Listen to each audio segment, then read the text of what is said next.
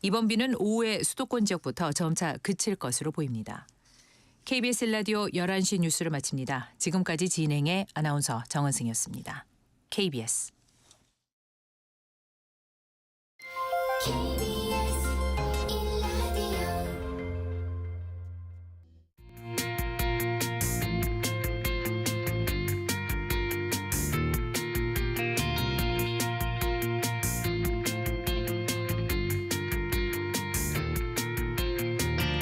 신성원의 뉴스 브런치.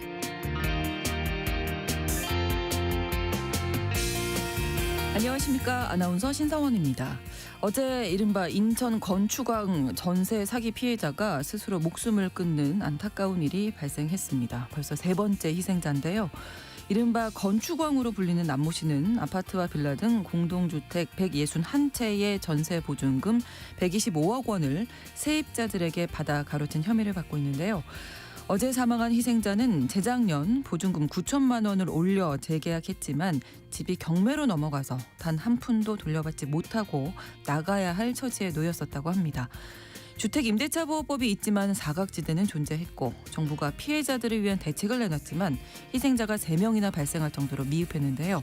더 이상 억울한 희생자가 나오지 않도록 특단의 구제책이 나와야 할 것으로 보이는데 오늘 첫 번째 뉴스픽에서 다뤄보겠습니다.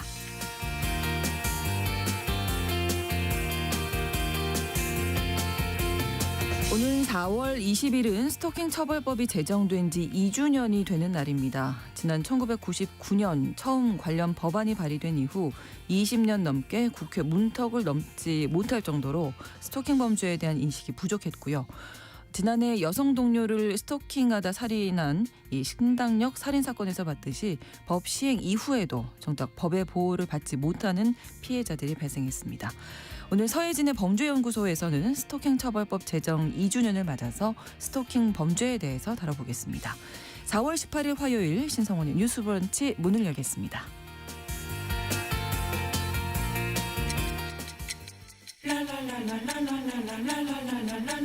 듣고 공감하고 진단합니다. 우리 사회를 바라보는 새로운 시선. 신성원의 뉴스 브런치 뉴스픽. 뉴스 브런치 청취자 여러분들과 함께 소통하면서 만들어갑니다. 짧은 문자 50원, 긴 문자 100원이 드는 샵 9730, 우물정 9730번으로 의견 보내주실 수 있고요. 또 라디오와 콩 앱으로도 많은 의견 보내주시기 바랍니다. 화요일이죠. 오늘 화요일의 뉴스픽 한겨레 신문 박다혜 기자, 또 조성실 시사평론가 두 분과 함께하겠습니다. 어서 오세요. 안녕하세요. 네, 반갑습니다. 네, 벌써 세 번째 사망자가 나왔습니다. 이른바 건축왕 전세 사기 피해자가 스스로 목숨을 끊는 일이 다시 발생했는데요. 일단 고인이 어떤 상황이었는지 박 기자께서 정리 좀 해주시죠. 네. 아마 그 인천 건축왕, 강서구 빌라왕 막 좀 들어보셨을 거예요. 이제 그 소위 말하는 건축왕, 왕이라는 말을 붙여야 돼가지고 고민하긴 했는데 이 사람이 그 인천 미추홀구가 청년층이랑 신혼부부가 굉장히 많이 사는, 그리고 그런 신축 빌라들이 많이 있는 곳인데 거기에 주택을 한 2,700여 채 정도를 보유를 하고 있었고, 근데 이제 대출이자를 다 못 갚다 보니까 주택이 사실 대거 경매에 넘어가는 거죠. 그리고 전세 보증금을 돌려줄 의사도 없고 전세 기간을 보장해줄 의사도 없다 보니까 세입자 161명에게 전세 보증금 125억 원을 돌려주지 않은 혐의로 지금 구속 기소가 된 상태거든요. 근데 이 피해자분도 소위 말하는 이 건축왕이 이제 가지고 있던 그 아파트에 이제 살던 30대 여성이고요. 이제 어제 좀 의식을 잃은 채로 발견이 되셨고, 이분 같은 경우를 보니 2019년 9월에 이제 보증금 7,200만 원의 전세 계약을 맺으셨거든요. 근데 이제 2021년 9월에 이제 임대인이 요구를 해서 보증금을 좀 인상해달라 해서 9천만 원에 인상해가지고 재계약을 하셨어요. 근데 이제 이 아파트 자체가 전세 사기 피해 그 아파트가 돼서 지난해 6월에 이 60세대 가량이 다 경매에 넘어간 상태입니다. 그래서 이게 만약에 경매가 그대로 진행이 되고 이거를 사실 지금 현재 조금 이따 또 말씀을 드리겠지만 이 임차인 분이 사실 경매를 낙찰받기가 좀 힘든 상태여서 이렇게 그냥 경매가 진행돼 버리면 보증금도 못 받고 그냥 집은 살 것도 없어져서 없고. 내 거리로 내앉아야 되는 상황이다 보니까 이런 생활고를 좀 견디기 힘들어서 좀 그런 선택을 하신 거 아닌가 생각이 듭니다. 네, 지난 2월, 3월에도 두 분이 네, 안타깝게 목숨을 맞습니다. 잃은 경우가 있었고. 지금 연달아서 이른바 인천 건축왕으로 불렸던 네. 임대인의 주택에 거주했던 피해자들이 스스로 생을 마감해서 논란이 되고 있는데요. 네. 2월 28일경에 이제 이 사건과 관련된 첫 번째 사망자로 알려졌던 30대 분 같은 경우에도 네. 이제 보증금 7천만 원 정도 빌라에 본인이 이제 세입자로 살고 있었습니다. 그런데 그 주택 관련된 뭐 보호법이나 이런 것들을 보게 되면은 네. 이제 관련해서 최우선 변제를 받을 수 있는 소액 임차인의 범위가 정해져 있어요.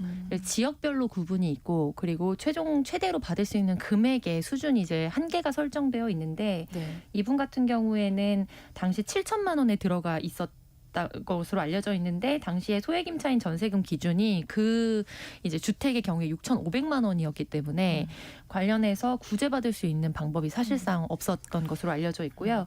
두 번째 피해자로 알려진 분 같은 경우에는 이제 보증금 9천만 원에 재계약을 했던 것으로 알려져 있는데 네. 이분 같은 경우에는 이제 주택 낙찰자가 발생했을 경우에 그 중에 최우선 변제금을 뭐 가능한 선에선 3,400만 원 정도까지는 어느 정도 받을 수도 있지 않느냐라는 예상이 되기는 했지만 네. 그렇다고 해도 실제로 피해액이 뭐 6천만 원 정도에 그렇죠. 달하잖아요. 네. 그래서 이런 생활고로 연결되는 부분들이 실제로 본인이 자산을 가지고서 그거를 전에 이제 전세금으로 쓰시는 분들도 있지만 대다수의 경우에는 전세자금도 일정 부분 많은 부분 대출을 받고 있거든요. 그렇죠. 그래서 금리가 올라가면서 자기가 다시 이제 은행에 돌려줘야 하는 비용은 사라지고 살 곳도 사라지고 그런데 자기의 부채에 대한 이자는 계속해서 감당을 해야 그렇죠. 되고 새로운 거주지를 또 얻기 위해서는 거기 비용에 대한 뭐 월세라든지 혹은 아무리 이제 대책으로 저리로 지원을 해준다고 하더라도 뭐 무이자라든지 아주 대폭 감소되는 것은 아니기 때문에 그렇죠. 이런 부분들에 대한 좀 난망한 상황들 이런 것들을 비관적으로 느끼셨던 것으로 보입니다. 네. 그 사실 세 번째 피해자분도 말씀하신 대로 이게 그 전세 보증금을 보호받을 수 있는 한도가 정해져 있는데 그게 네. 이분이 살던 아파트 같은 경우는 2017년에 준공돼서 네. 전세 보증금 8천만 원까지가 되면 네. 뭐 최우선 변제금을 뭐 전부는 아니지만 한 2,700만 원까지는 좀 변제 보호를 받을 수 있고 돌려받을 수 있는 상황이긴 했는데 네. 아까 말씀드렸다시피 한 번 재계약을 하면서 이게 9천만 원으로 올라간 거예요. 그러다 보니까 이 변제금을 아예 받을 수 없는, 그러니까 아예 한 푼도 받을 수 없는 처지가 돼버렸고. 그러니까 어제 막 기사들이 쏟아져 나오면서 이제 그 사진들을 보신 분도 계실 텐데 그 집 앞에 있던 그 쓰레기 그 통을 좀 이제 찍은 사진들이 있었는데 거기에 보면은 이제 수도 요금을 못 내가지고 네, 네, 단수할 예정입니다. 약간 이런 스티커가 있었다고 하더라고요. 그래서 그걸 보니까 참 마음이 좀 아팠던 것 같습니다. 그러니까요. 네. 20대, 30대 젊은 한참 네. 젊은 층인데 일단 주택 임대차 보호법이 있는데 이게 보호가 안 되는 거군요. 주택임대차 보호법에 따라서 이제 확정일자를 받고 또 실거주를 이제 유지하고 하면 우선권을 가질 수는 있지만 이런 부분들도 실질적으로 이제 허점들이 사실은 많이 드러나 있는 것으로 알려져 있습니다. 네. 그래서 지금 우선 변제를 받을 임차인의 범위 같은 경우에는 주택임대차 보호법 시행령 제11조에 이제 10조 11조에 근거해서 규정이 되는데 2023년 2월 21일부터 이제 기준으로 봤을 때 서울특별시 같은 경우에는 1억 6,500만 원 미만 이하의 네. 임차인의 경우에 어떤 경우에도 이제 최우선으로 구제를 받을 수가 있어요. 근데 네. 그것도 전액이 아니고 만약에 이제 이 주택이 뭐 가액이 어느 정도 이상이다 그러면은 반절 이상은 뭐 받을 수 없고 최대로 받을 수 있는 규모가 5,500만 원 정도의 수준으로 알려져 있고요. 근데 여기 같은 경우에는 지금 인천광역시이기 때문에 인천광역시 같은 경우에는 뭐 8,500만 원 그 전세금을 기준으로 해서 그거를 넘어가는 금액으로 만약 본인이 들어갔을 때 뭐 7천만 원에 들어갔지만 2천만 원 증액을 해서 현재 9천만 원에 있다. 그러면 최우선 변제를 받을 수 있는 소액 임차인은 해당하지 않기 때문에 그런 부분에서 실질적으로 요 경계에 있는 가구들이 엄청나게 좀 많은 피해를 더 받고 있다고도 볼 수 있겠습니다. 네. 지난 2월에 앞서 말씀해 주셨던 그 인천 건축물 피해자 가운데 첫 사망자였던 30대 남성분 같은 경우에는 유서에서 전세 사기 대책이 실망스럽고 더 좋은 대책이 빨리 나왔으면 한다라고 적어 놓으셨다고 했는데 정말 실질적인 대책이 나와야 할 것 같고요. 청취자 유성원 탁기환님께서는 빌라왕 건축왕이 아니라 그냥 빌라 사기범이라고 부르면 어떨까요? 맞아요. 그래서 네, 왕이라는 네. 단어를 붙이는 게 맞습니다. 조금 그러는데 네. 이제 뉴스에서는 이제 뭐 속칭으로 아무래도, 이제 빨리 이제 알려드리기 위해서 그렇게 한 것 같고요. 최종욱님 한 개인이 집을 2,700여 채를 가지도록 정부에서 아무런 대책 없이 문제가 터질 때까지 방임한 책임이 또 큰 원인은 아닌가 한다고 하셨고 1567번으로 어제 뉴스를 접한 후에 정말 마음이 아프고 화가 많이 났습니다. 청년분들의 일단 희생이 헛되지 않도록 법을 강화하고 구제책을 마련해야 한다고 생각합니다라고 의견 보내주셨는데요. 일단은 지금 그 피해자들이 가장 요구하고 있는 부분이 경매가 좀 중지됐으면 좋겠다는 거잖아요. 네, 맞습니다. 사실 이게 경매에 들어가면 그 네. 집이 그 아마 이 피해 당사자가 내가 낙찰을 받지 않으면 사실 다 날아가는 거거든요. 그렇죠. 네. 그러니까 다 날아가는데 내가 낙찰을 받기 사실 쉽지 않은 게 법원 경매하는데 왔다 갔다 하기도 어렵고 그 내가 사실 지금 사실 여유금이 다 날아간 상태잖아요. 보증금이 그렇죠. 없어지다 보니까 근데 내가 추가로 이거를 준비해서 낙찰을 던지는 것도 사실은 쉽지 않고 그러니까 그렇죠. 실질적으로 입찰을 하는 것 자체가 쉽지 않은데 그렇죠. 입찰이 아니라면은 내가 이걸 구제받을 수 있는 상황이 지금 아닌 거예요. 그러다 보니까 근데 이렇게 내가 배제된 상태로 계속 경매가 진행이 되다 보면 결과적으로 내가 나앉을 거리에 나갈 수밖에 없는 상황이 되니까 피해자분들께서는 일단은 1차적으로 경매 중지 좀 해달라.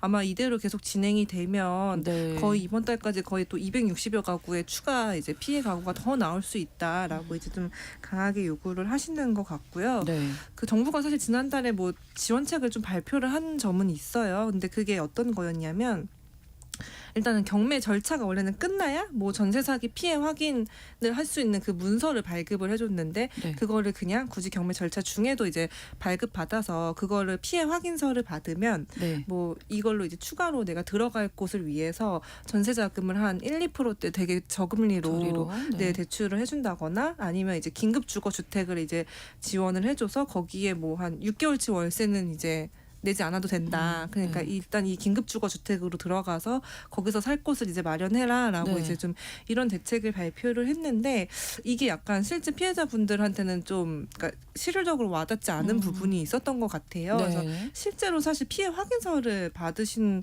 그 인원도 거의 없고 그다음에 그렇군요. 그 긴급 주거 임대주택도 한 8가구 정도만 8가구요? 들어갔다고 네. 하거든요. 그러니까 전체 그 238호 정도를 주택을 준비를 해놨는데 8가구만 들어갔대요. 근데 이게 왜 그런가 보니 일단은 좀 상황이나 이제 기사들에서 가서 현장 인터뷰를 한 걸 보니까 실제로 그 정부가 마련한 임대주택이라고 해서 가봤는데 엘리베이터가 없는 5층 건물이거나 아니면 아예 도심과 너무 멀어져 있어서 뭐 출퇴근을 해야 되시는 분이면 아예 왔다 갔다 하기가 너무 힘들거나 네. 아니면 사실 가족이 살고 있는데 이게 마른 빌라지만 사실상 거의 그 도시형 생활주택처럼 그래도 가구가 좀 살 수 있는 곳이었나 봐요. 그래서 신혼부부들도 좀 네, 많이 있으신 네. 것 같고 근데 이런 한 가정이 살아야 되는데 원룸이거나 그러니까 이럴 경우에는 사실 이게 수요가 맞지가 않잖아요. 그러네요. 네, 그러니까 네.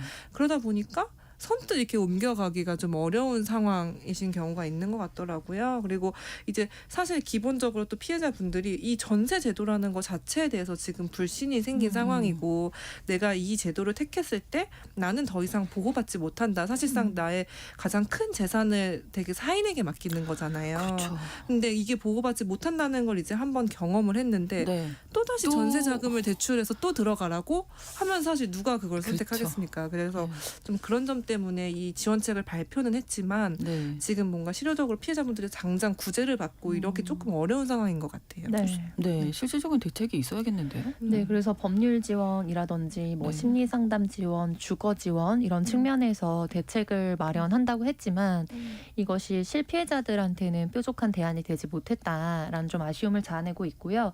이와 관련해서 오늘 아침에 지금 여야가 같은 목소리를 냈는데 결과적으로 경매 중지 같은 경우에는 피해 규모가 너무 크고 네. 피해 당사자들이 많기 때문에 즉각적으로 실시할 수 있도록 국회에서 최선을 다하겠다라는 메시지를 양쪽에서 지금 낸 상황이거든요. 네, 경매 중지는 이미 이 논의가 뭐 됐을 때부터 혹은 사실 이 미추홀구 지역에서 이런 이른바 전세 사기, 뭐 깡통 전세 논란이 이번에 지금 사망한 피해자들이 연달아 나오면서 다시 한번 조명을 받았지만 이전에도 덜어 있었던 일이거든요. 네. 그래서 그럴 때마다 이제 경매가 중지해서 우선적으로 이제 전세입자로 들어가서 살고 계신 분이 저리에 이거의 실거주를 유지하면서 매매를 낙찰을 받을 수 있도록 지원을 해줘야 된다라는 요구들을 좀 있어 왔습니다. 그래서 네.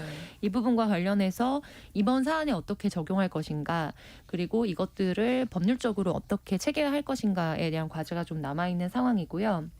또 무엇보다 이제 이런 지금 논란이 특별히 20대, 30대들의 청년들을 대상으로 해서 좀 직접적인 피해가 많이 일어나고 있는데 이거는 아무래도 전세자금의 규모 그리고 뭐 거주 지역 네. 왜냐하면 서울로 만약에 왕래를 한다고 하더라도 이제 출퇴근이나 이런 부분이 그래도 이제 청년 세대가 상대적으로 좀 더 선택하는 경우들이 많기 때문에 그렇죠. 네. 그런 부분들이라든지 이런 것들이 종합적으로 지금 얽혀 있는 문제로 보여요. 네. 그리고 좀 이 사안 같은 경우에도 이렇게 그 중개하시는 분들, 부동산 중개업자를 실질적으로 이 사기범이 자기의 회사에 사실은 고용을 해서 집단적으로 이루어진 피해였거든요. 네. 네. 그래서 2월, 3월에 연달아서 국토부가 이제 대책을 냈었는데 그 중에 한 축은 또 이제 이런 것들을 특단으로 특별히 수사를 하겠다라는 거였고 그 중에 한 가지가 뭐 인스타그램이라든지 이런 SNS 등을 통해서 또 이런 불법 광고들을 좀 많이 진행을 하고 있어서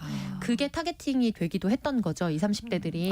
네. 네, 그래서 이런 부분들에 대해서도 사실은 좀 많은 대책을 내지만 이제 거기에 전세를 고민하는 당사자들이 그 대책에 대해서 잘 알지 못하면은 실효성을 갖기가 어렵거든요. 네. 그래서 이제 우리 많은 시민분들이 이런 부분에 대해서 어떻게 피해를 예방할 수 있는가에 대한 법률적이고 네. 좀 현실적인 어떤 대책들을 많이 또 언론에 노출시켜서 또 보게 하는 거, 경험하게 하는 것도 굉장히 중요한 대책으로 보입니다. 네. 그래서 세입자가 좀 몰라서 당하지 않도록 차제에 전세제도 자체를 좀 들여다볼 맞습니다. 필요가 네네, 있을 것 네. 같은데 그 부분에 대해서 두 분이 좀 말씀 나눠주시죠.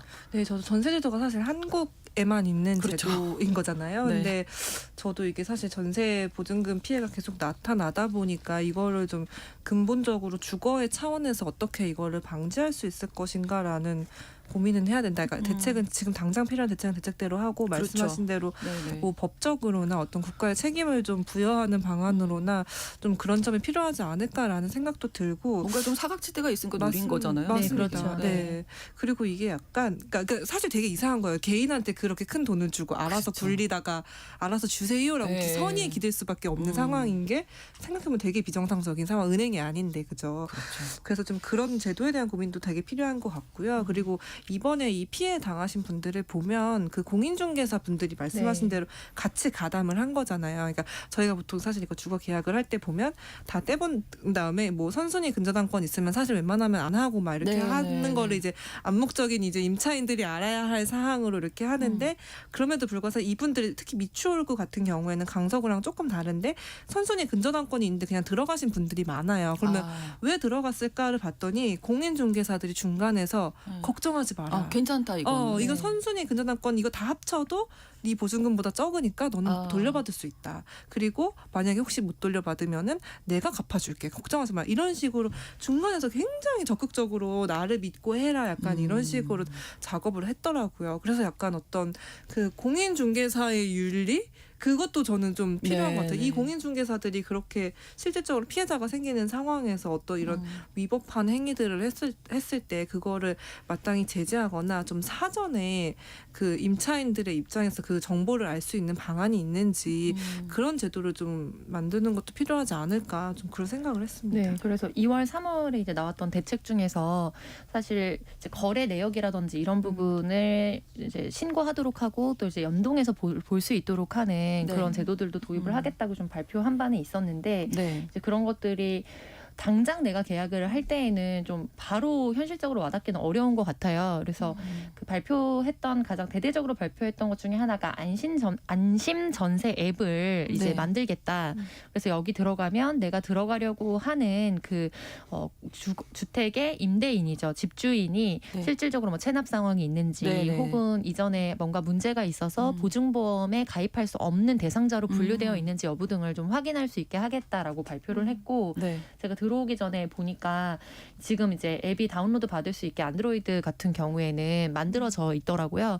그래서 이거를 뭐 전국으로 확대하거나 좀 항목들을 점차적으로 넓혀가겠다라고 한 상황이어서 우선 네. 가장 실질적으로는 좀 이런 전세 계약을 하시기 전에 안심전세 앱에 들어가서 여러 가지 것들을 좀 중충적으로 확인해 보는 것도 도움이 될 것 같고요. 네. 그리고 3월 30일에 이제 관련된 개정법이 이제 본회의를 통과를 했습니다.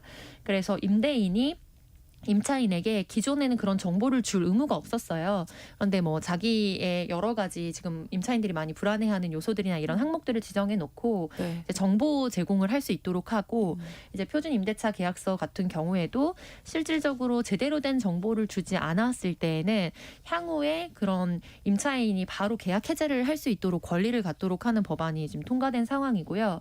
그리고 이게 긴급으로 3월 30일부터 바로 이제 실효를 갖도록 네. 좀 적용이 됐고 그리고 임차권 등기 명령이라고 해서 만약에 본인이 만약에 이제 자기 보증금을 돌려받지 못한 상황이면 이제 거주를 옮겼을 때 우선순위에서 뒤로 밀리게 되거든요. 그렇죠. 네, 그래서 계속해서 주거 이동이나 이런 것도 못하는 상태로 묶여 있게 되는데 그랬을 때 이제 임차권 등기 명령 제도를 좀 활용을 하는데 상대에게 우편물이 뭐 송달되거나 하지 않으면은 이것도 좀 난망해지는 어려움들이 있었던 거예요.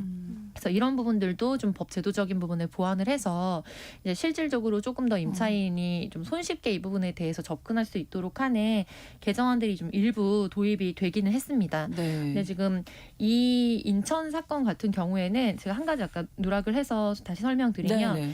갖고 있는 자산 규모가 현재 상태로 한 8천억 정도로 추산이 되나 봐요.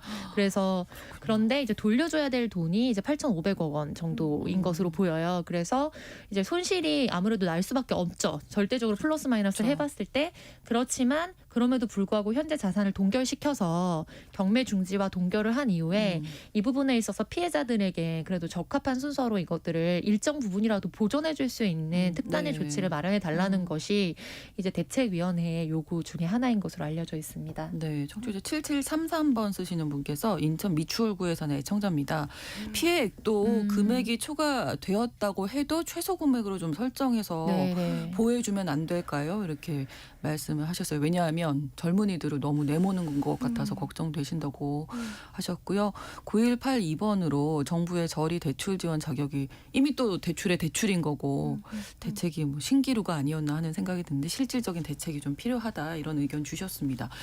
그리고 1443번으로 전세 사기꾼들의 재산을 몰수해야 할 것 같습니다. 이렇게 말씀해 주신 지금 뭐 말씀해 주신 네. 부분과 맥이 다 있는데요. 그러면 이 건축왕이라고 불리는 이 남모 씨가 사기범이죠. 건축 사기범. 네. 사기 혐의에 대해서 지금 부인을 하고 있다고 하는데 네. 처벌을 사실, 좀 제대로 받을 수는 있을까요? 처벌을 잘 받기를 바라고 있고 사실 많은 말씀하신 대로 피해자분들이 사실 일단 정부가 주고 구상권 청구를 해라 이 사람한테 예, 막 빨리 이렇게 뭐라도 예. 지금 이분들은 집을 당장 급하잖아요. 예, 예. 당장 네. 자본이 돌아야 되는 상황. 그래서 재판이 잘 진행됐으면 좋겠는데 지난 5일에 첫 재판이 열렸어요. 근데 열렸고 근데 이제 이분이 사실관계는 인정은 하지만 사기는 아니다라고 사기 혐의를 좀 부인을 하고 있다고 합니다. 그래서 뭐 이 남씨 변호인도 뭐 이게 법리상으로는 사기가 될 수 없다라고 이제 주장을 하고 있고 그 같이 한 그 공인중개사 같은 공범들도 나는 그냥 그 회사에서 직원으로 일한 거지 뭐 이런 걸 잘 알지도 못했고 뭐 그러면서 좀 혐의를 일단은 부인을 하고 있는 상황이고요. 이게 정말 전 심각하다고 느낀 게 이 남씨와 지금 10명까지가 기소가 돼서 재판이 시작이 됐거든요. 근데 이 경찰 수사를 받고 있는 그 나머지 공범이 51명이에요. 51명이면 그렇게 많은 거예요. 여전히 이들도 아마 경찰 수사 받고 검찰에 송치가 네. 될 예정인데 좀 죄를 인정하고 말씀하신 대로 뭐 추후에 구상권을 청구하든 뭐 이런 방안을 되게 다각도로 좀 고민할 필요가 있는 것 같은데 그러니까 정부 입장에서도 사실 그러니까 경매 중지 명령 뭐 약간 이런 식의 제도가 있는 게 아니다 보니까 이걸 어떻게 할 수 있는지 그리고 이게 막 한두 채의 피해가 아니라 그러니까 그러니까 몇백 채에 네. 몇 천억 원에 달하는 거를 정부가 이제 예산을 다 투입할 수 있을 것이냐 거기에 대한 좀 고민도 있는 것 같더라고요. 그래서 그렇게 하다 보니까 정부도 약간 어떤 조금은 상상력이 필요한 시점이 아닌가 좀 네, 그런 것 같습니다. 그런 부분도 그렇고 저는 아침에 이제 여야에서 발표를 했던 방안을 보면서 좀 우리가 주의해야 될 부분이 있다고 느꼈는데요. 네. 이거를 또다시 정쟁의 소재로만 소비해서는 안 아유, 된다는 안 되죠, 부분입니다. 지금. 그런데 이제 경매 중지를 요구하겠다라는 메시지는 같았지만 결과적으로 뭐 민주당 쪽에서는 윤석열 정부에 들어오면서 사실상 전세에 관련된 이제 피해 규모가 커졌다든지, 네, 그리고 또 반대쪽에서는 이제 야권에 누군가가 연루되어 있다든지 이런 발언들이 쏟아질 것으로 보이더라고요. 네, 네. 이 이야기 잠시 후에 계속 이어서 하겠고요. 11시 30분부터 일부 지역에서 해당 지역 방송 보내드립니다. 잠시 후에 뉴스픽 이어갑니다.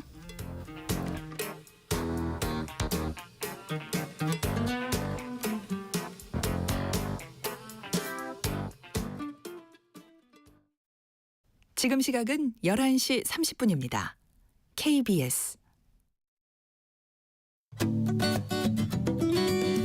여러분은 지금 KBS 1라디오 신성원의 뉴스 브런치를 함께하고 계십니다.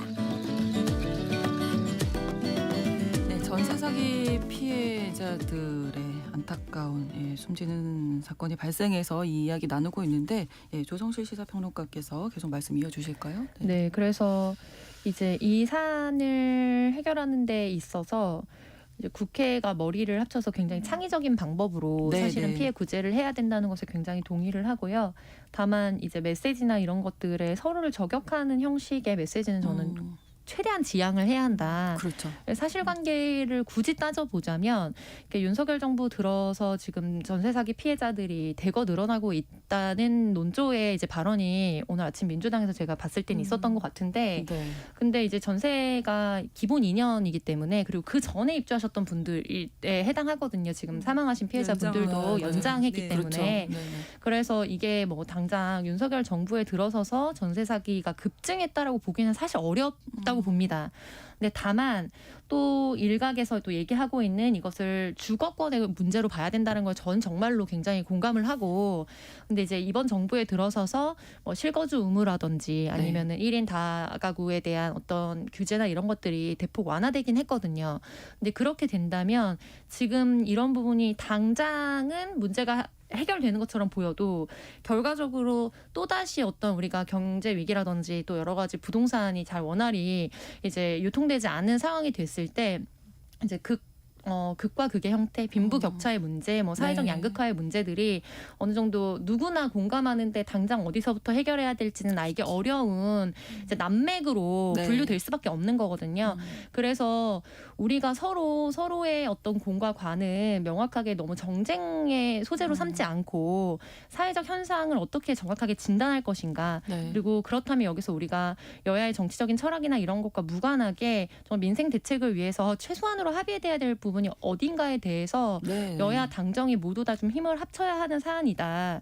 그래서 앞으로 나오는 메시지들에 있어서 서로를 뭐 저격하고 이것을 정치적인 도구로 사용하는 일은 네. 가급적 없었으면 하는 바람입니다. 네, 민생 얘기 많이들 하시잖아요. 이것이야말로 정말 민생이 민생이죠. 아닌가. 네. 지금 당장 하루하루 네. 살아가야 할 터전의 문제이기 때문에 실질적인 대책. 언론과 유튜브의 영향도 컸고요. 갭 투자로 아, 성공한 거에 대해서 맞아요. 굉장히 많이 띄워줬기 때문에 그렇죠. 네, 벼락거지라는 신조어들이 막 쏟아지면서 벼락거지가 되지 않기 위해서 네. 어떻게 갭 투자 성공할 것인가. 그래서 맞아요. 때로는 이런 이른바 빌라 사기범이지만 빌라 왕으로 불리면서 선망의 대상이 되기도 했거든요. 성공한 어떤 자산가처럼. 네, 네, 네. 그래서 우리 모두에게 그런 어떤 것들도 있다는 거를 좀 같이 인정을 해야 할 것 같습니다. 네, 첫 번째 뉴스픽 마무리하겠습니다. 두 번째 뉴스픽인데요. 지난주 정부에서 제17회 아동정책 조정위원회를 열고 아동정책 추진 방안을 발표했습니다. 아동학대부터 취약계층, 코로나19 이후 아이들 발달, 종합적인 내용이 담겨 있는데 눈에 띄는 정책들 위주로 좀 이야기 나눠보겠습니다. 예방접종 받지 않은 아이들을 대상으로 조사를 하겠다 이렇게 밝혔네요. 박다혜 기자님. 네. 네, 이게 지금까지는 이제 어린이집과 유치원을 다니지 않는 만 3세 아동을 대상으로 네. 매년 4분기에 이들이 어디에 소재해 있는지 뭐 어떻게 뭐 안전하게 지내고 있는지 이런 전수 조사를 진행을 해 왔어요. 네. 근데 이제 올해 17일부터는 이제 필수 예방 접종을 아예 받지 않았거나 이제 태어나면 받는 그 접종들이 있잖아요. 근데 네. 또는 아예 의료기관 진료 이력 자체가 없는 음. 만 2세 이하 한 살 이제 낮춘 거죠. 이제 만 2세 이하 아동이 약 1만 1,000명 정도 되는데 이들을 네. 3개월 동안 집중 조사한다고 밝혔습니다. 네.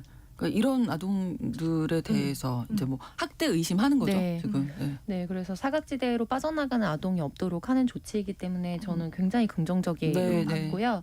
그리고 또 이와 더불어서 지금 코로나19로 재택으로 뭔가 뭐 공부한다든지 이런 것들이 늘어나면서 거기서 또 사망자들이 많이 발생을 했거든요. 그래서 연초였던 것으로 기억하는데 정원의 관리로 분류되는 뭐 홈스쿨링을 한다든지 네. 건강상의 사유로 학교에 출석하지 못하는 장기 결석자들에 대한 전수조사 지침이 사실상 내려와서 저 같은 경우에도 대안교육기관에서 아이를 기르는데 네. 이제 관련해서 몇 차례 학교에 다녀왔거든요. 어. 근데 문제는 지금 보니까 그 3세 미만의 어린이집 보내지 않는 아동에 대한 그 조사도 사실 저희도 받았는데 네. 그러니까 위에서 지침이 내려가는데 현장에서 실효성 있게 작동이 안 된다는 데 있습니다. 그래서 당시만 하더라도 코로나 감염 문제 때문에 아이를 직접 대면하지 않고 저 같은 경우에도 전화로 아이 건강하죠, 아이 괜찮은 영상을 보내주세요라고 나 해서 괜찮다고 제가 거꾸로 이렇게 해도 되시는 거냐고 물어봤던 상황들이 있었거든요. 예. 그래서 이번에도 전수조사 지침이 내려온 건 굉장히 긍정적으로 보이지만 실제적으로 정말로 대면해서 아동을 일일이 검사하는 네. 과정들이 집행이 돼야 된다. 이 부분에 대해서 좀 강조하고 싶습니다. 제대로 하려면 네. 가가호 진짜 방문을 해서 네. 아이의 그 상태를 그렇죠. 살펴보고 정원에 직접 관리 눈으로 아동도 확인해야죠. 가이드라인이 내려왔지만 네. 제가 속한 학교는 지금 진행이 됐는데요. 네. 옆 학교는 진행이 안 되거든요. 네, 그래서 현장에서는 그런 차이들이 많이 있는 게 현실이죠. 네, 이 부분 좀 짚어드렸고 또 주민등록번호가 없는 유령 아이를 방지하기 위해서 출생신고를 강화하는데 의료기관이 아이 출생신고하도록 하겠다는 거죠. 네. 저희가 예전에 미혼부 얘기를 예, 하면서 예. 의료기관 출생 통보제를 한번 네. 얘기를 한 적이 있는데요. 이거를 좀 이제 도입하겠다고 적극적으로 밝힌 상황이에요. 그게 이제 어쨌든 의료기관에서 아이가 태어나면 그 정보를 출생 정보를 그 심평원이라고 하죠. 건강보험 심사평가원 그 정산 정보 시스템에다가 직접 이용해서 이제 통보를 할 수 있도록 지자체장에 그래서 그러니까 의료계에서 이제 미리 이걸 해서 이제 누락되는 아이들이 없고 주민등록번호 없는 아이들이 없도록 이제 하겠다는 거고 이거랑 똑같이 이제 외국인 아동도 이제 한국에서 태어나는 경우 이제 등록이 안 되는 경우가 있어서 이 친구들도 이제 출생 등록제를 해서 그러니까 출생 등록번호를 부여하자. 특히 네. 이제 이주 아동 같은 경우 이제 이주민들이 와가지고 이제 국내에서 태어났는데 이제 하면 이제 아무런 제도 혜택을 받지 그렇죠. 못하잖아요. 불법 체류 그래서 신분인 경우에는 의료상의 맞습니다. 문제도 아예 발생하고요. 드러내지를 네. 못하는 그렇죠. 경우가 있고 해서 이제 이들을 이제 다 제도적으로 보완을 해서 이제 좀 소외되는 아이들이 없게 하자. 아까 말씀하신 대로 학대 아동이나 위기 아동을 좀 그 수를 줄여 나가자라는 취지에서 이제 도입을 하려고 하는 것 같습니다. 네, 의료기관과 협의가 좀 필요하겠는데요. 네, 아무래도 의료기관에서 해야 되는 역할들이 좀 생기다 보니까 네. 이 부분에 있어서는 이전에도 사회적인 요구들이 없지는 않았었는데 좀 조율이 이루어지지 못했다라는 어려움이 있었고요. 그래서 최대한 이런 부분의 프로세스를 좀 간소화하는 방안으로 자동 등록되도록 한다든지 이 현재는 산모의 의료보험에 이제 속해서 아동이 누구 산모 아이 이런 식으로 네. 집행이 되거든요. 그래서 이런 부분들에 있어서는 좀 정부가 추진하는 방향대로 최대한 현장에 정착이 됐으면 하는 바람입니다. 네.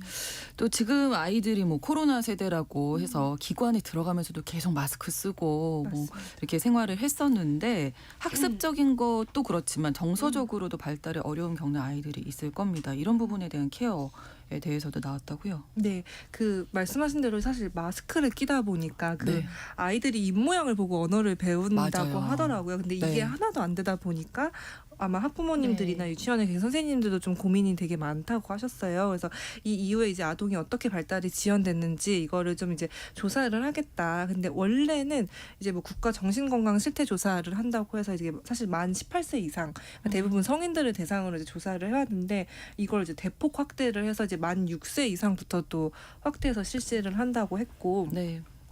그 영유아를 대상으로는 발달 지원 조사를 하고요. 그리고 아까 말씀하신 그 의료기관 출생통보제 네네네. 조금만 더 얘기를 네. 해보면 사실 그 최근에 국민권익위원회가 자료를 냈는데 권익위가 이제 2월 말부터 3월 한 중순까지 이 의료기관 출생통보제 도입을 어떻게 생각하냐 조사를 했더라고요. 근데 사실 국민의 거의 이제 한 80% 가까이가 찬성을 했습니다. 그래서 그러니까 87.4%거든요.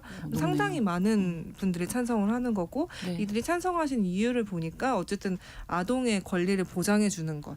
그리고 이제 이들 아동이 이제 보건, 의료, 교육 부분에서 이제 소외되지 않고 그 권리를 다 받을 수 있게 되는 것 때문에 많이 찬성을 하더라고요. 근데 아마 이제 의료계에서는 자신들의 책임 소재가 네. 좀 더 늘어나는 지점이라 부담스럽다 보니까 좀 반대를 하고 있는데 좀 국민들의 감정도 약간 이렇게 좀 올라와 있으면 좀 신속하게 도입을 하면 좋지 않을까 그런 생각을 해봅니다. 네, 전체적으로 이 대책들에 대해서 정책들에 대해서 어떻게 좀 잘 진행이 될까요? 무리 없이? 네, 결국에는 이제 설명해 주신 것처럼 방향성에는 대다수가 동의하지만 이거를 현장에서 누가 책임지게 할 것인가, 어떤 절차로 언제 도입할 것인가, 그럼 예산을 얼마나 편성해 줄 것인가, 그렇죠. 여기에 가서 사실은 이제 표류되기가 쉽거든요. 정부가 이제 굉장히 강한 정책 의지를 가지고 발표한 만큼 마무리를 잘 지었으면 좋겠다라는 생각이 들고, 네. 이와 관련해서 이제 유아교육 얼마 전에 우리 다뤘던 사안에서도 부모 교육을 의무화할 수 있도록 관련 법을 개정하겠다 정부 차원에서라고 얘기를 했었는데, 저는 여기에 덧붙여서 우리가 이제 임신을 하게 됐을 때 바우처 지원을 받습니다. 네, 네. 바우처 지원을 받게 되면 사실상 이제 그 출산 예정 아동의 모 또는 부에 해당하는 분이 바우처를 지급받음과 동시에 의무적으로 부모가 되는데 꼭 필요한 뭐 위생상의 문제라든지 건강의 문제, 정신건강의 문제 이런 부분들에 있어서 좀 공식적인 루트로 교육을 받을 수 있도록 하는 프로세스도 만드는 게 되게 중요한 것 같아요. 네. 그래서 현재는 그런 격차가 굉장히 크고, 그렇기 때문에 미디어를 통해서나 유튜브, 이제 도서 이런 것들을 통해서 개인적으로 사실은 접촉을 많이 하거든요. 네, 근데 현재 뭐 코로나 세대라서 환대를 경험하지 못하는 데서 오는 것들, 의사소통의 장애, 그리고 평균 지능의 이런 부분들도 사실은 사회적 문제로 좀 다뤄지고 있거든요. 실제로 연구 결과 좀 뭐 많은 부분 낮게 나오는 것도 있고, 네. 그래서 이런 부분들에 있어서 부모 교육도 의무화해서 진행되었으면 좋겠습니다. 네. 1003번으로 어쨌든 아동학대 조사 잘 하려면 인력 충원도 제대로 되고 실효성 있는 정책 방안이 나오면 좋겠습니다. 이렇게 말씀해 주셨는데요. 박태일 기자님 더 덧붙일 내용 네, 있으신가요? 그렇습니다. 사실 이게 가가오 좀 방문해서 제대로 되려면 네, 네. 말씀하신 대로 인력 충원이 좀 돼가지고 실효성 있게 이렇게 좀 그렇죠. 진행이 됐으면 하는 바람입니다. 네. 화요일의 뉴스픽 한겨레 신문 박다혜 기자, 조성실 시사평론가 두 분과 함께했습니다. 고맙습니다. 감사합니다. 신성원의 뉴스 브런치는 여러분과 함께합니다. 짧은 문자 50원, 긴 문자 100원이들은 샵 9730, 무료인 콩앱과 일라디오 유튜브를 통해 참여해주세요.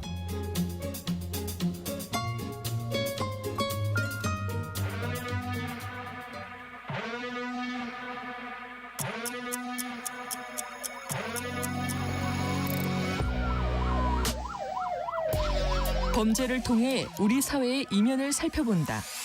뉴스 브런치 서혜진의 범죄연구소. 우리 사회에서 벌어지는 범죄를 통해서 더 나은 사회로 가기 위해 연구하는 시간입니다. 서혜진의 범죄연구소 서혜진 변호사와 함께하겠습니다. 어서 오세요. 네, 안녕하세요. 자, 오늘은 어떤 이야기를 나눠볼까요? 오늘은 스토킹 범죄를 좀 가져와 봤어요. 예. 그 사실 연일 뭐 전국 각지에서 일어나는 스토킹 범죄가 거의 매일 보도되고 있죠, 지금도. 네. 근데 이제 다가오는 4월 22일이 스토킹 범죄의 처벌 등에 관한 법률이라는 그 최초의 이제 스토킹을 범죄화하는 법률인데요. 이 법률이 제정된 지 2년째 되는 날이에요. 네. 제정 2년을 맞이하고 또 이 법률 자체가 그동안 이제 범죄로 다뤄지지 못했던 스토킹을 좀 범죄로 처벌하고 그에 대한 뭐 절차라든지 특례 이런 것들을 이제 규정한 법률인데요.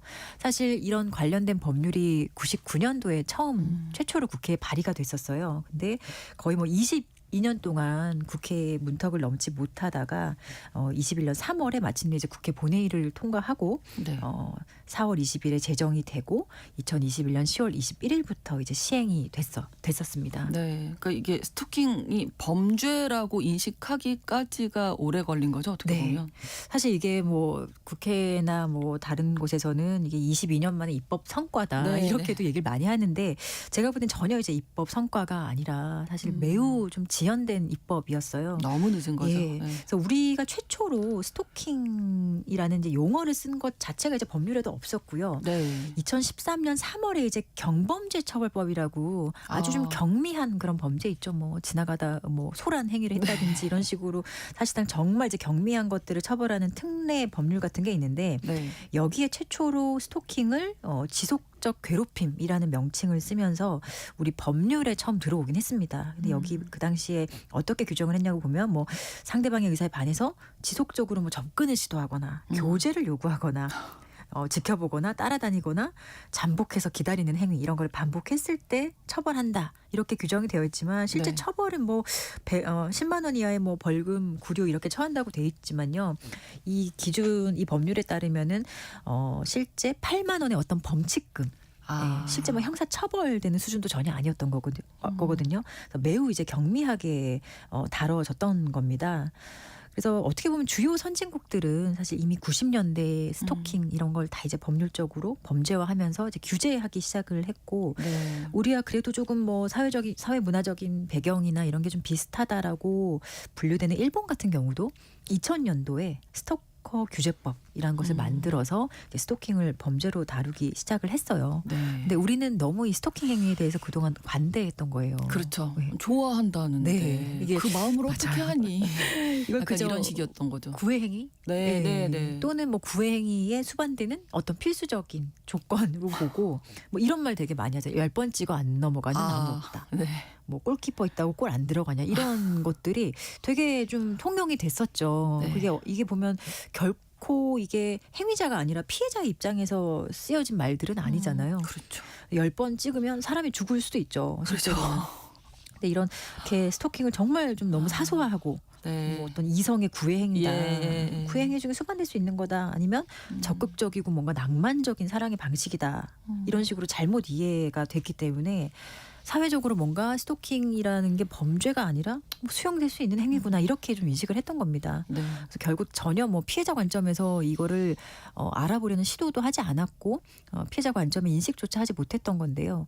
이런 이유로 이제 피해자들이 스토킹 피해를 당하고 경찰서에 가도 가장 사실 많이 들었던 것이 그 아가씨가 좋아서 그렇다는데 또는 뭐 예뻐서 그런 거 관심 있어서 그런 거 아니에요. 이런 말을 네. 정말 많이 들었던 거예요. 사실 요즘도 이런 말을 듣는 경우가 있다고는 하더라고요. 그렇군요. 그리고 이게 경찰이 뭘 해주고 싶어도요. 네. 해줄 수 있는 어떤 법률적 근거가 없었어요. 이게 범죄가 되는 것도 아니고 단순히 뭐 따라다닌다. 무슨 사건이 벌어져야 네. 되는데 그런 게 없는 그게 거예요. 아닌 예. 거죠. 그냥 따라다니고 지켜보기만 예. 한 건데. 그래서 경찰도 안내를 해줄 수 있는 게 그러면 예를 들어 더 큰 피해 진짜 범죄 피해를 입었을 때 그때 신고하세요라든지 그때 다시 오세요라고 하는 건 결국에 더 큰 그때까지 피해를 기다리라고요? 기다리라는 얘기밖에 되지 않는 거죠. 네. 그래서 상당히 이제 피해자들이 경찰서의 어떤 국가 공권력의 요청을 위해서 갔다가 무력감을 느끼고 돌아오게 되는 거고 뭐 경찰도 뭔가를 해줄 수 없는 상황.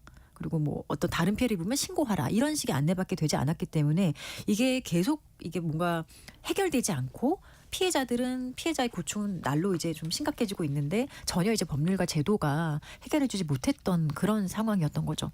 제가 얼마 전에 저희 아이한테 선녀와 나무꾼 그 동화를 읽어줬거든요. 근데 약간 그러니까 너무 이런 뉴스를 많이 봐서 그런 건지 저렇게 동의를 구하지 않고 계속 쳐다보고 있다 옷까지 숨겼어. 네. 이거 안 되는 거 아니에요? 이거 아이한테 읽어주면 안 되는 거 아닐까? 막 이런 생각도 들을 정도로 네. 요즘에 뉴스가 많이 나온다는 거죠. 그래서 선녀 나무꾼도 어떻게 보면 스토킹으로 시작하고 그럴 수 있을 것 납치하고 같아요. 강금하고 어떻게 보면 성범죄일 수 있죠. 그래서 지금 전래동화라고는 하지만 네. 지금의 어떤 시대적인 관점에서 봤을 때 이거 다시 써야 되지 않을까? 아이들에게 되게 좋지 않은 교육일 수도 있어요. 뭐 여러 가지 그 각국의 전래동화가 다 이런 것들이 많더라고요. 맞아요. 네. 그래서 이게 이런 식의 교육은 이제 사실 더 이상 좀 의미가 없을 것 같습니다. 아마 얘기를 해줘야죠. 네. 이러면 큰일 난다. 네. 이러면 안 되는 거다. 가만히 있으면 안 된다. 예, 스토킹 사례 뭐 정말 많을 것 같은데 대표적인 사건 좀 이야기 나눠볼까요? 2021년 3월 23일에 서울 노원구에서 발생한 사건이고요. 네. 노원구 세모녀 살인 사건으로 많이 알려져 있어요. 아마 기억하실 거예요, 다들. 네. 이 사건 범인은 이제 김태현이고 예, 신상 신상 공개됐죠. 공개까지 됐습니다. 네네. 살해당한 피해자들은 언니와 동생 자매고요. 그리고 그 어머니까지였어요. 이 김태현은 피해자 자매 중에 언니한테 사실 그 전에 지속적으로 호감을 표하고 네. 교제를 요구하면서 수개월간 사전에 스토킹을 합니다. 뭐 원치 않는 연락을 반복하고 몰래 피해자 집 앞에서 기다리면서 피해자의 동선을 파악하고 네. 이런 식으로 피해자에게 공포심이나 불안감을 주는 행위를 상습적으로 이미 해왔던 거거든요. 네. 근데 피해자는 이런 행위를 좀 거부하고 찾아오지 말라고 경고도 했었는데 이렇게 피해자가 자기 만남을 거부하니까 김태현은 이 피해자에게 앙심을 품게 됩니다. 화가 나는 거죠, 이제. 그리고 퀵 서비스 기사를 좀 사칭해가지고 네. 피해자 집에 배를 누르고 택배가 왔다라고 하면서 동생이 밖으로 나오기까지 기다려요. 그래서 먼저 동생이 밖으로 나왔을 때 동생을 데리고 같이 집으로 들어가서 사실 동생 먼저 살해를 합니다. 그리고 뒤이어온 어머니, 귀가한 어머니를 살해하고 마지막으로 들어온 언니까지 살해를 하는 사실 정말 극악무도한 범죄를 저질렀죠. 이게 나중에 확인을 해보니 이제 피해자에게 앙심을 품은 이 김태현이 일주일 전부터 이 범행 자체를 정말 치밀하게 계획한 걸로 드러났습니다. 그리고 이런 범죄의 잔인성이라든지 범죄 예방 등을 이유로 김태현은 그 수사 과정에서 피의자 신상 공개가 됐고요. 최종적으로는 이제 법원에서 무기징역이 선고돼서 지금 현재 수감 중에 있는 사건이고요. 네. 이 사건을 제가 말씀드리는 게 참 아이러니한 게 이 사건 발생 다음 날인 네. 2021년 3월 24일 국회 본회의에서 이 아까 제가 말씀드린 스토킹 처벌법이 통과가 됐던 겁니다. 그래서 개인적으로는 만약에 이 사건이 이제 발생하기 전에 이미 네, 이제 네, 김태현이 언니에게 스토킹을 했을 당시에 스토킹 처벌법이 그래도 있었다면 그렇죠. 뭐 결과론적인 얘기라 의미가 없겠습니다만은 그래도 이런 식으로 극단적인 어떤 살인까지 가는 비극은 우리가 조금 법률적으로 제도적으로 막을 수 있는 기회가 있지 않았을까 하는 조금 아쉬움과 안타까움이 드는 네. 그런 사건입니다. 네. 스토킹이 그러니까 정확하게 정의가 어떻게 되나요? 스토킹은 일단 법률로 이제 규정이 되어 있잖아요. 네. 보면은 접근하거나 따라다니거나 뭐 진로를 막아서거나 아니면 어떤 물건을 네. 보내거나 뭐 문자나 전화나 아니면 음향을 막 도달하게 하는 그런 행동. 그리고 뭐 주거지에 막 찾아가거나 뭐 주거지에 있는 물건을 훼손하거나 이런 여러 가지 행동이 있는데요. 다 포괄적으로. 네, 예. 스토킹 처벌법상에서는 이 5가지 정도 행위를 딱 한정해서 이것을 하면 스토킹 행위다. 네. 그리고 이 스토킹 행위가 반복되고 지속이 되면 그때는 이제 범죄가 돼서 처벌할 수 있다라고 규정을 하고 있거든요. 네. 그리고 이런 행위를 통해서 어떤 상대방에게 불안감과 공포심 이런 것들을 줘야 돼요.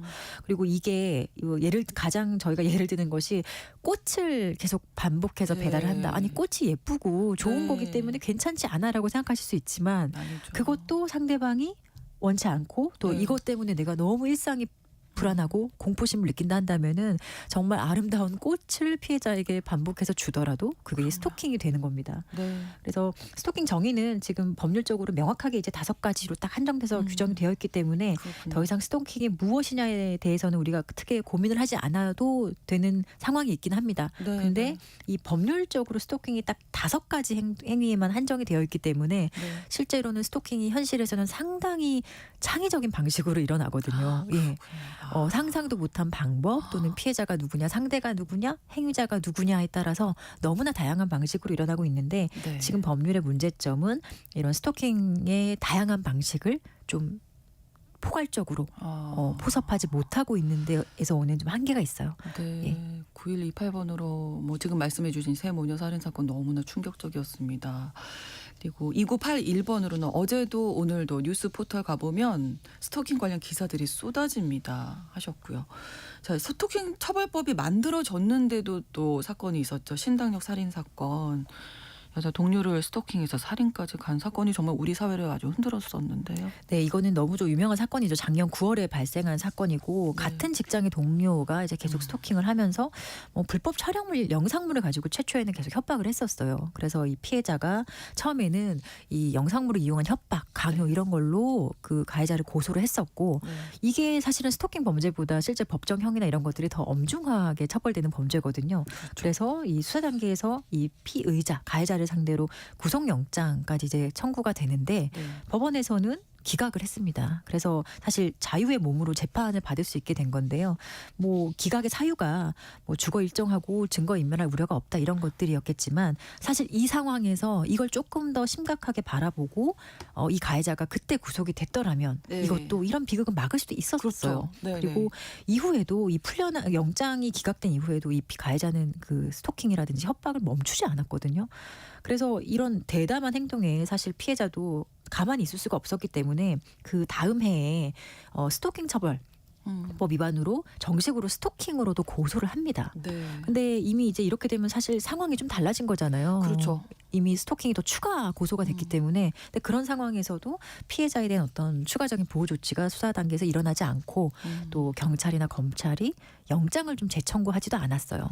근데 이런 상황에서 재판 판결 하루를 선고를 하루 앞둔 그 전날 이 가해자가 치밀한 계획을 하에 정복을 입고 순찰 중이던 그 피해자를 여자 화장실에서 이렇게 살해하는 참 네. 말도 안 되는 사건이 일어난 거죠. 왜 이렇게 스토킹을 하는 거예요? 이들의 심리는 뭔가요? 그래서 되게 다양한 심리가 있을 건데 뭐 병적인 집착도 있고 네. 피해 의식도 있고 또 망상 여러 가지 뭐 병적인 부분도 있겠지만 저는 기본적으로 이제 가해자들 보게 되면 네.